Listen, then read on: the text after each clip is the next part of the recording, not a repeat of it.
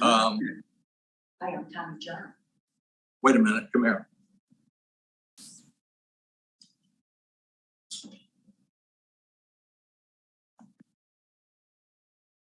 Okay.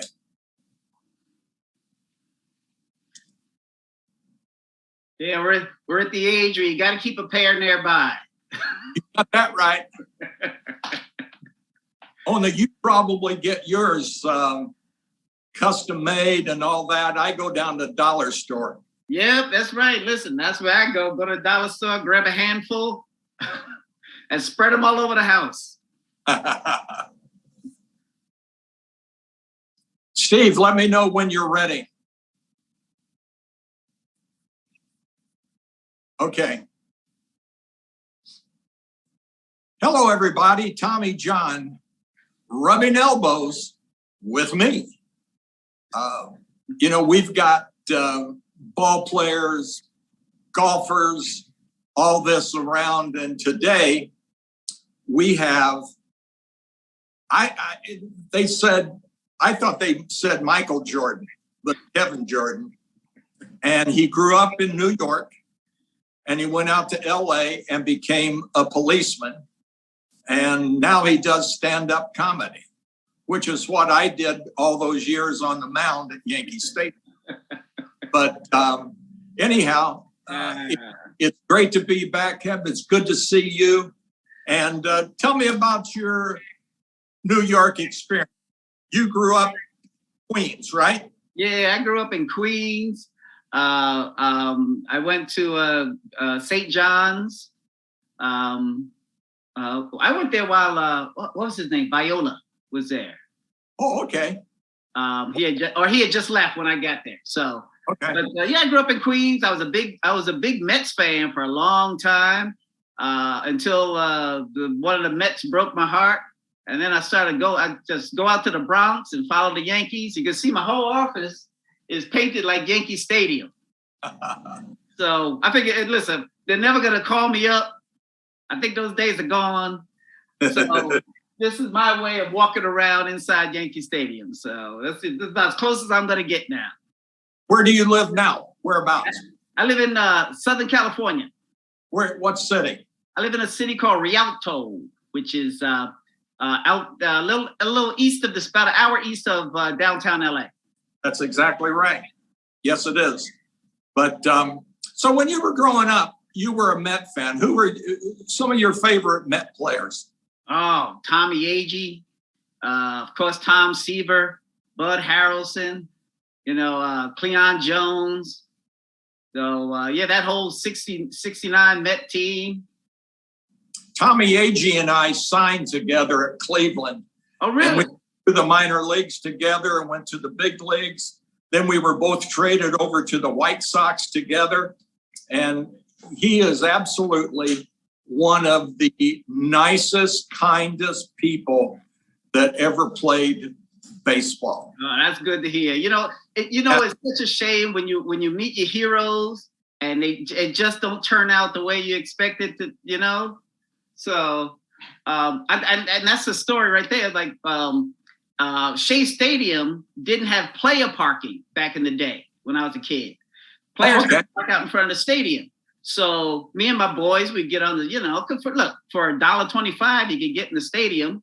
And so we would get there early and we try to be the first in line. And for $3, you could sit right on the rail. Oh my goodness. They put it in your press box and you put you right on the rail at Shea Stadium. So this one year, we get there early and we're playing catch out in front of the stadium. And a baby blue Eldorado is coming right at me. The license plates say hey. It's Willie Mays. Oh my goodness. So he parks right in front of me.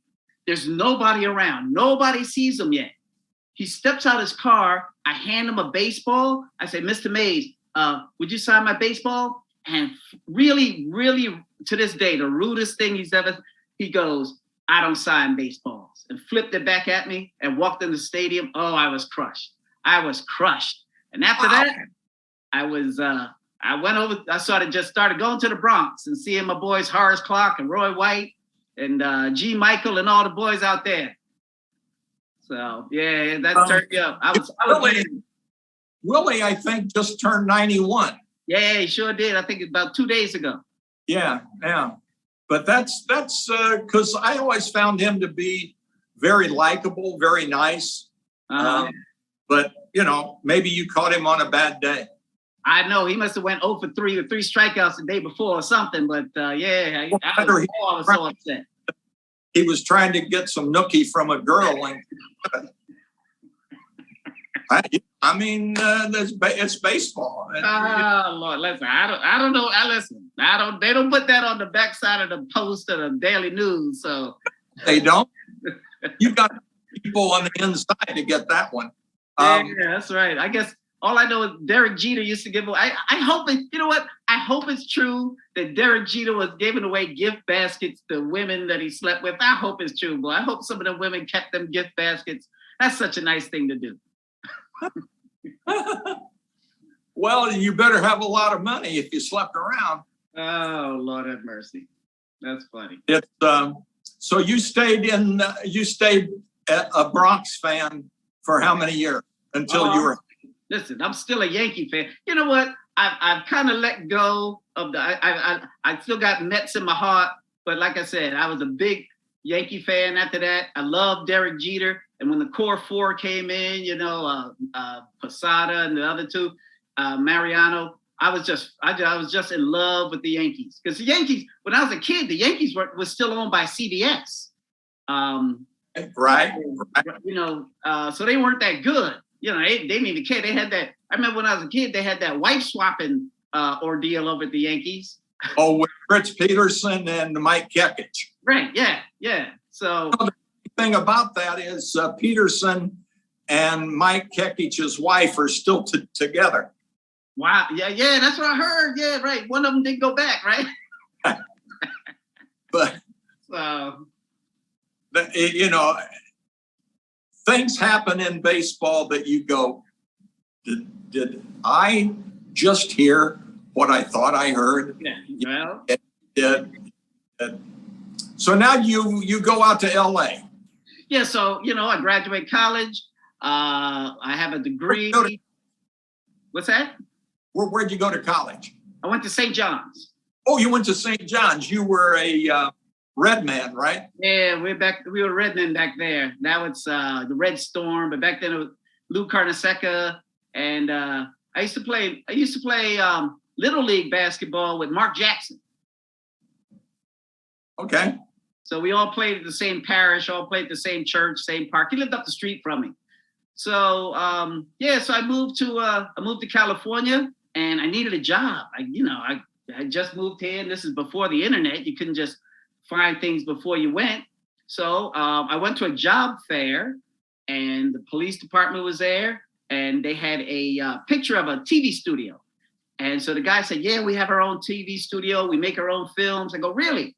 So he said, yeah. So I sign up, and I go through all the testing. And the day I signed up for the police department, a fireman came by. He goes, hey, if you're going to sign their work, sign mine too. So I signed his. And I was going through all the testing for police and fire. Well, the police department called. They called in April. And I was halfway through the academy. And about June, the fire department called. He says, hey, we're starting a class. Are you interested? I go, no, not really. And there was a pause on the phone. He goes, you don't want to be a fireman? I go, well, I'm in the police academy now, and I'm halfway finished. And he says to me over the phone, he says, listen, you go ask your instructor what you should do, whether you should be a fireman or a policeman. I said, oh, okay. Now, I didn't ask my instructor, and I didn't understand what he was trying to tell me. I know now he's right. Everybody wants to be a fireman. Everybody loves a fireman. They only work, 6 days a month, 8 days a month? Oh, I would have loved it. I think if I had been on the fire department, I would have never gotten into comedy. But, as the way things happen, I stayed a police officer, and I wound up in the comedy field.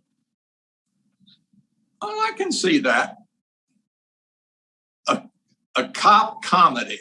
Yeah. So where was your territory out in LA? Where? My first territory. Oh, I'll tell you this story. my first territory, I was in West LA, which is Brentwood and Bel Air. Oh, out there with O.J. Simpson and them. Oh, yeah. I had been to O.J. Simpson's house a couple of times. One of my partners used to house sit for him. You know, people with money, they like people to sit in their houses while they're away. And so we always used to have to go over to O.J.'s house and collect money. So, you know, he has a huge head. His head is like just physically big. But anyway, so I had stumbled into comedy while I was still working West LA. And there used to be a comedy club at the Playboy Club. Remember the old Playboy clubs? Yep. Back in the Sure. day? Well, there was one in my patrol area. So I used to go hang out over there. So one day I'm doing my comedy show. I do it and I'm running out because I'm running late for work. I have to be a roll call. And I figured it wasn't that far, so it wasn't that big a deal. But I'm speeding and I get pulled over. And, you know, it's guys I know because they're from my division. They go, what is your hurry? I go, I got to get the roll call. I'm late. I was doing a show at the Playboy Club and I'm late for roll call. Well, that story winds up climbing the chain of command at the station. I get a call into the lieutenant's office. He says to me, he goes, do you have a second job? I go, no. He goes, well, what's this about you doing shows at the Playboy Club? And I was excited about it. So I go, yeah, I'm doing stand-up comedy, blah, blah, blah. And he goes, that's a second job. I go, no, because I'm not getting paid. I'm not making any money. So it's just kind of a hobby. So he says, well, what if one day you pull somebody over and they saw your show? So I go, well, if they like my show, I'm just going to let them go. But if they didn't like them, I write them a ticket. I thought it was funny. he didn't see the humor in it. I thought it was funny. Yeah, he didn't see the humor in it. So he told me, he said, I can't tell you not to do comedy, but I could highly suggest to you that you shouldn't. I said, okay. So that just to me meant I got to be a little more secretive about how I do it. I can't do it in West LA anymore, and I can't tell anybody I'm going to do it. So I was sneaking around. I was in Pasadena and I was in downtown LA. I would do it, still doing comedy. So later that year, about Christmas time, the lieutenant comes up to me, goes, hey, Jordan, you still doing that comedy thing? And I go, no. He goes, yeah, because we could use you for the Christmas show. I go, the Christmas show? He goes, yeah. He said, yeah, it might be funny if you told some jokes during the Christmas show. So I go, okay, maybe this is my chance to show them so they can see what I do and they'll be okay with it. So I said, yeah. I said, okay, Lieutenant, I'll put something together. So I go do the Christmas show. Now, the Christmas show in West LA is a big deal. The mayor shows up. The chief of police shows up. A lot of stars show up. Tim Conway was there. He did a little something. So I go up. I tell my 20 minutes of jokes, blah, blah, blah. And they're all inside jokes, you know, because I'm on the department. I'm telling jokes I know they got. And the place is going crazy. They love it. Everybody, Chief Gates' wife comes up to me. She said, oh, you're so funny. Oh, you're going to have a second career after you finish on the police department. And I was like, oh, man, this is great. Even the chief likes it. About 3 or 4 days later, I'm out on patrol. I get a call. Hey, Jordan, come back to the station. You got a phone call. I go, oh, my God, what's this all about? I get to the station. It's second in command, Commander Wendell. And I thought he's calling and say, hey, great job the other night, blah, blah, blah. He calls me up and reads me the riot act. He goes, you know, that was the worst show we've ever seen. And if you don't like being on this department, you turn in that badge right now and blah, blah, blah. I say, oh my God, what have I done? So the chief, so now the chief, the chief and the deputy chief hate my show. Right? So, okay. Couple of months later, I get a call. I'm at the station. My sergeant says to me, hey, don't come in tomorrow. You're on loan to Hollywood Division. I go, what for?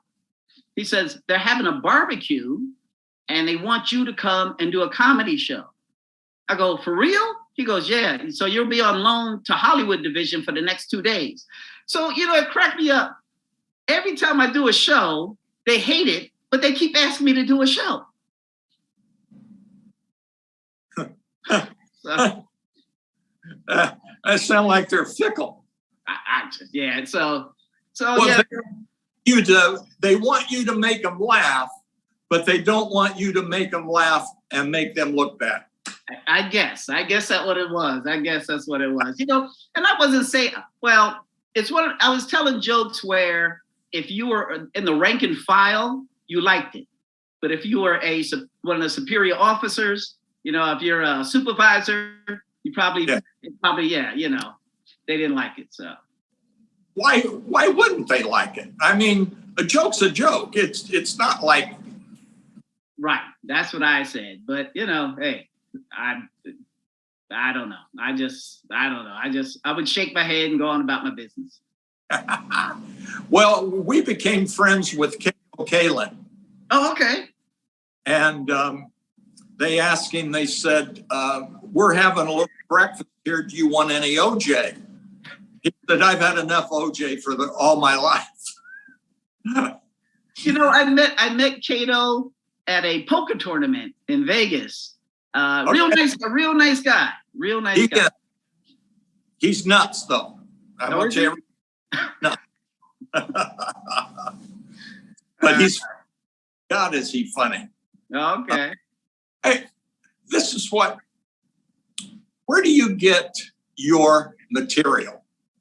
Do you write it, or do you get somebody to give you some props, or what? It baffles me. Things just come to me, I'll tell you a joke I tell now. This is true. My wife is a retired homicide detective. Oh, good. Okay. All right. And I tell this joke. I go, you know what?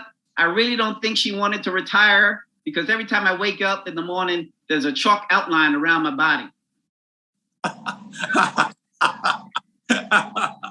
So, things just come to you. You never know. You never know when a joke hits you. Well, that's somebody, I'm big into country music, and saying they got something just hit them, and they jumped out of bed and wrote it down, and the next day then they put it to music, and it was a hit song. Yeah, isn't that something? And I would imagine that the jokes would be doing the same thing. Yeah, it basically, or sometimes somebody will say something to you, or something will happen where, the joke comes out. Another joke, because I'm only 5'4", and I used to tell a joke that I go, and I had a partner who was 5 feet. She was only 5 feet, and I'm 5'4", and I used to say, we get out of the car, we look like the Munchkins from The Wizard of Oz. So we when I was with the Dodgers, Lasorda's first year, we won the pennant, and the first game I pitch in the playoffs. Well, we go like 11 innings or something like that, and we lose. We didn't play real well. And next day, Lasorda comes in. He is furious. And he said, I had to go out and get a sports psychologist for you guys. We go, oh, God, this is going to be. So the door opens, and in walks Don Rickles. He goes for a half an hour, 40 minutes, and jokes telling, you couldn't tell them in Vegas even. That's how bad. Oh my. They were horrible. I mean, oh my goodness, horrible. But he was going on, and guys were laughing. So we get done, and I'm sitting there going, oh, okay, all right. We've laughed. We forgot about the bad game yesterday. We go out. That was Lasorda. He wasn't a genius, but he knew how to make guys win. Right. Okay. Well, let me ask you a question, because I know. I look at your. Like I said, I'm a big fan. I've seen all your numbers. Your numbers are comparable to anybody in the Hall of Fame. Right. Right. I mean, okay. Can I name names? Can I say names? Yep. Okay. All right. Like, let's take the last picture. I don't think he should have got in, but like Mike Mussina. right? You got more wins than Mike Mussina. You got more complete games than Mike Mussina. Yeah, I think your I think you have a better ERA than Mike Mussina. Why is Mike Mussina in? I don't know. Somebody liked him. Yeah, I guess that's it. So Voted for him. because if it's about numbers, then you should have been in a long time ago. Well, I got this last time. Jim Cott was voted in. And the next day, I get a phone call about 9 o'clock in the morning. TJ, yeah, Kitty. I said, yeah. He said, I just want to apologize. For what? He said, you should be in the Hall of Fame. I shouldn't. He said, I just want to let you know, I apologize. I'm taking your spot. I said, Kitty, don't worry about it. My dad told me when I left Terre Haute, my dad said, don't worry about things you have no control over. Right, yeah. You worry about pitching because you can control that. Right. But you can't worry about umpire because you can't control them. Right. Well, listen, you should be in the Hall of Fame twice. You and Dr. no, not that. Well, Dr. Job should be in. You should be in for your numbers and because of the surgery. And the guy who created who I get my name. What's his name? Creative free agency, basically. Oh, Marvin Miller. Marvin Miller and the player. Marvin Miller is in the Hall of Fame. Okay, Yeah. what's Kirk Flood, right? Oh, Flood, yes. Yeah. Okay. Yeah. You know, for those, because all those things, you know what? Because if there's a Mount Rushmore, you should be there. He should be there. Marvin Miller should be there. Because today's game, I mean, like they say, you need one tendon to get to the majors and another tendon to have a career in the majors. Right? And that's because of you. Yeah. But Lasorda's taken over the team, and all of a sudden, Sinatra starts coming to the ballpark, and all these actors start coming to the ballpark. Right. Ripples comes to the ballpark. So I'm sitting on the bench, you know, like you do, sitting there. And the kid comes down and he said, Tommy, yeah, you got to go up to Lasorda's office. And I look down like this, and Lasorda's down at the end of the bench. So I get up, I walk upstairs to his office, and the door's locked. I knock on the door, and the door opens, and here in his Dodger blue sleeve sweatshirt and his tidy whities is Don Rickles. He said, come in, shut the door, and lock it. And I said, Rickles, I'm not that kind of a guy. He said, get in here, you effing putz. Get in here. I need you. I have what? He said, I'm going to be ball boy. And you're the only guy on the team I could trust to dress me. That's funny. So I said, okay. I said, the big thing the guys will look for is you miss a belt loop. He said, okay. So he goes and he gets dressed, and I look at him like this, you know. You look good to me. And he pats me on the butt and he said, I owe you. Okay. Well, then when Lasorda brought him in to be the sports psychologist, Dodger locker room was laid out A, B, C, D, E, F, G.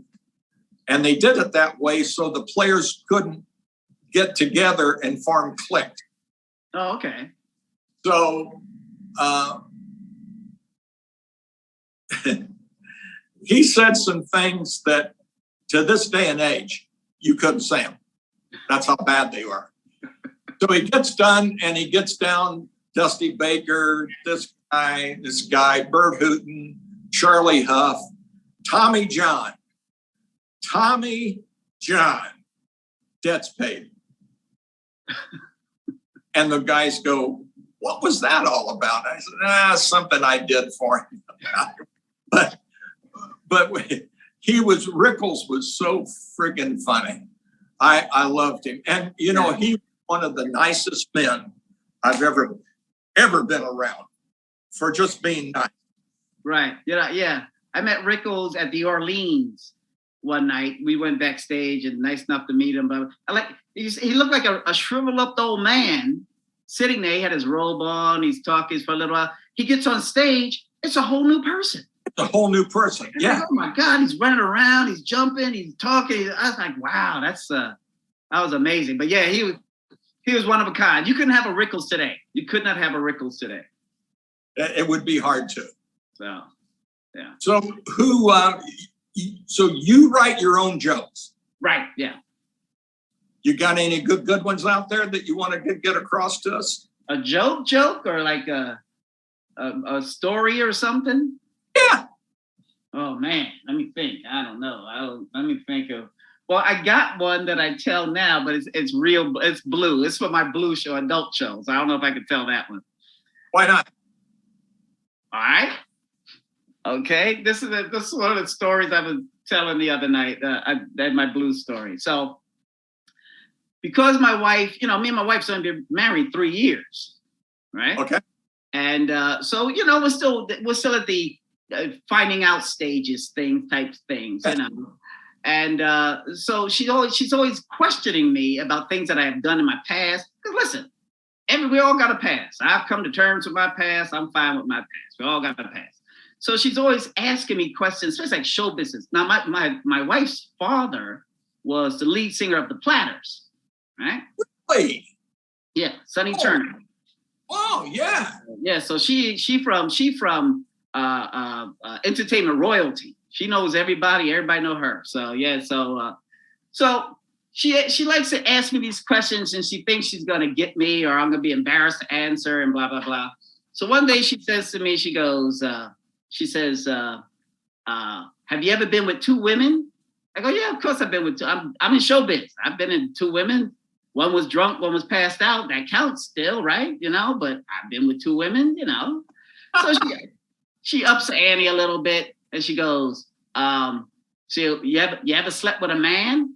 I go, well, I've been to Thailand. I didn't always do a Adam's apple check. So maybe I slept with a man. Maybe a man slept with me. I woke up sore. It's Thailand, right? Things happen in Thailand. Yeah. So then she says, well, have you ever slept with a young girl? And I'm like, what are you trying to make an arrest?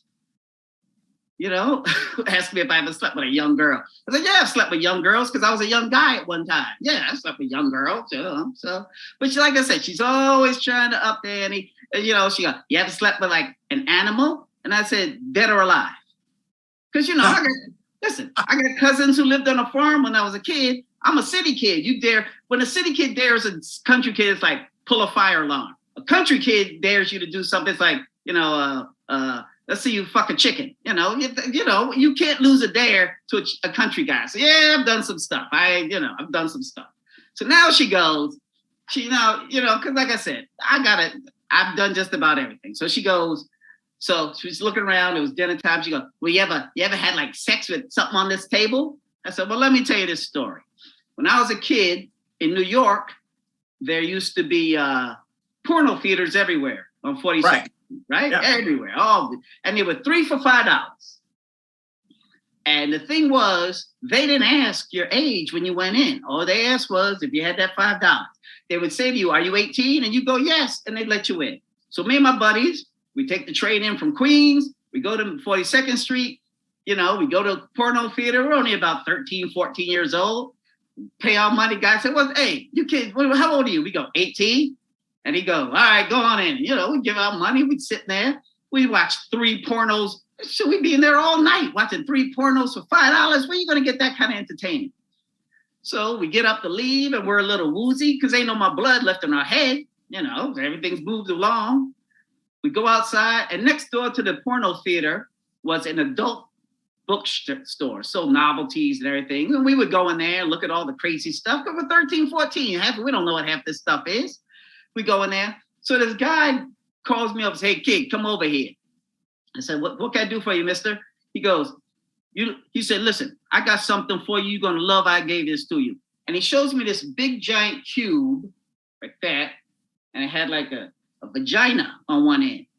He said, you need to buy this. I go, what's that? He says, it's called a pocket pussy. I'm gonna give it to you for $20. I go, really? He goes, yeah, you take this, you'll be a favorite at school. You take this to school with you. And all I could think was, yeah, man, if I take this to school, if I take it to baseball practice, everybody gonna love me. I show them my pocket pussy. Ain't nobody else got one of these. So I go, how much is it? He goes, $20. I go, oh, I don't have $20. But that's all I could think about for like the next 2 days, 3 days. It's this pocket pussy. How am I gonna save $20 to buy a pocket pussy? This thing was nobody in my neighborhood had a pocket pussy. I know they did. So one day I'm making a sandwich, right? Now, back in our day, they had government cheese. Government cheese was a big block of cheese like that, right? They also had government butter. And butter was in a bigger block. So I was making a grilled cheese sandwich, and I take out the butter, and it's not hard and it's not soft. It's that perfect type of butter flexibility. And I go, wait a minute. I know what this looks like. This looks like a pocket pussy. So I go to my dad's drill case, and I get a drill, and I drill a 4-inch wide, 10-inch hole deep. 4 inches wide, 10 inches deep. Hole in that butter. And I fucked the shit out of that butter. Oh my God. I just did things to that butter that no man should ever do to anything. And I'm gonna tell you this, before anybody who's watching or everybody's listening, if you ever get a chance to screw a block of butter, please do, because you will be at the time of your life. But anyway, so I take this butter after I'm finished, and I put it back, I throw it in the garbage. And I realize and when I open the refrigerator, we have no more butter. So I take the butter out of the garbage and I put it back in the refrigerator. Now, it was a Sunday, and I know it's a Sunday because all my family came over for dinner. My grandmother came over, my Aunt Betty came over, my Uncle Lou came over. Everybody came over for dinner. And the big dinner was, when my mother made a big dinner, she made mashed potatoes and she made her biscuits. Both of them require a lot of butter, right? So now we're all sitting down at the dinner table and everybody's eating butter. I said, oh my God, what have I done? I'm just sitting there watching. My cousin's eating dick butter. My sister's eating dick butter. My nana's eating dick butter. Everybody at the table's eating dick butter. I said, oh my God, what have I done? So I'm sitting there and my father says to me, why aren't you eating? I go, I'm just not hungry. And now this is back in the day where you couldn't get up from the table unless you ate all your food. So I'm just sitting there. So now my father's yelling at me because I won't eat any of the food. And my nana comes over and she goes, I know, because I start crying. So my nana comes over and she says, I'm going to help you, baby. And she starts helping me. She eating my mashed potatoes and eating my biscuits. I said, oh my God, what have I done? My nana eating a double helping of dick butter on biscuits. So I just sit there. Now, here's what the thing is. I know when I go to heaven, you got to answer for everything you've done, right? And they're going to meet me at the gate and they're going to say to me, Mr. Jordan, we'd like to review your life. They go, I see you delivered a baby in a 7-Eleven. I go, yeah, I did do that. So yeah. And you pulled a woman out of a burning car. I go, yeah, I did that once also. I said, oh man, these are really heroic things that would ordinarily get you into heaven. But we're having a problem with this dick butter that you gave your grandma. He said, we can understand and we could excuse you if you did it once, but you allowed your nana to eat dick butter twice. So we can't let you in heaven. And so now my wife don't believe the story.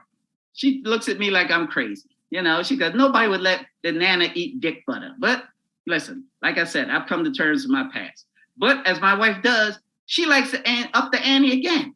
So she says to me, well, let me ask you something. Because men always brag about how big their stuff is and how long they are. Have you ever sucked your own dick? And I go, yeah, it tastes like butter. That's the story. So now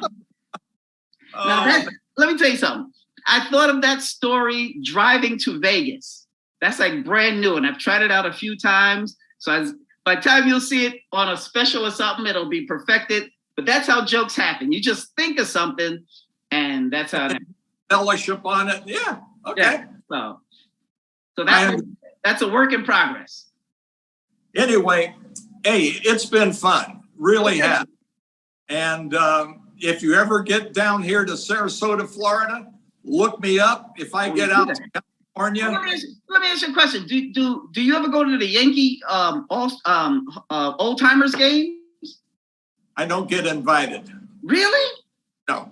Wow. Get out. For real? No. Wow. You know what it is? They know nobody can hit that sinker you used to throw. I couldn't even get to the home plate. All right, well, wait a minute. I got to mention my book. I wrote a book. Got to put that in the screen there. See that? When the street lights came on. It's all about growing up in New York City, all the fun things we used to do as kids, and all the crazy things we used to do as kids. You can find it on Amazon. Like I said, it was an Amazon bestseller for one whole day. So make sure you pick up my book on Amazon, and my comedy special is on Amazon Prime. When's it on? Is it certain days? No, it's called Cause I Said So, and it's currently on Amazon Prime now.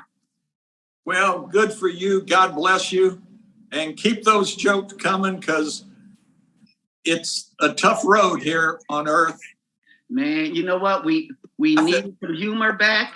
We need to lighten up a little bit and bring humor back to the world. You got that right. That's right. Thank you very much. Appreciate it. Well, God bless. John, man, it was a pleasure to meet you. You got it. Bye now. All right, take care. Okay. Recording stopped. There we go. Well, thanks, man. Glad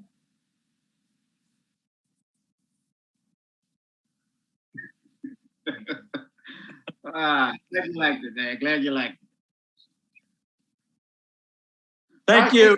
All right, well, keep me posted on when it's going to run or when it's going to air and all that kind of stuff. All right, thanks a lot. Okay. Bye-bye. See you all.